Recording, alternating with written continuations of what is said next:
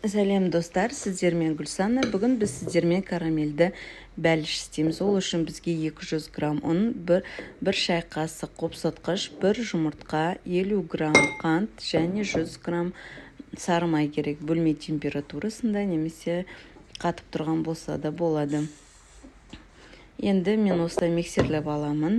Менің майым қатып тұр, өйткені майды, ұнды, қопсытқышты және қантты бәрін салып блендерлеп аламыз. Міне бізде осындай болып шықты. Енді бір жұмыртқа қосып, қамыр илейміз. Міне бізде осындай песочный тесто шықты. Енді бұны холодильникке алып қоямыз.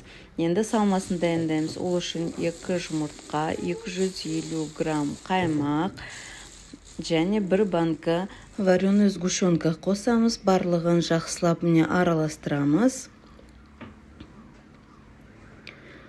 Алдын ала духовкаларыңызды жап қойыңыздар. Міне жақсылап бәрін араластырғаннан кейін қамырымызды формамызға жаямыз. Міне осылай біз жайдық. Енді үстіне салмасын саламыз.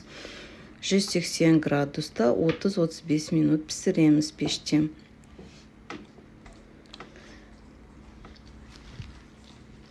Міне өте керемет болып шықты біздің пирогымыз. Қонақтарға немесе өздеріңізге дайындауға кеңес беремін. Міндетті түрде дайындап көріңіздер. Дәмі енді тамаша болып шығады.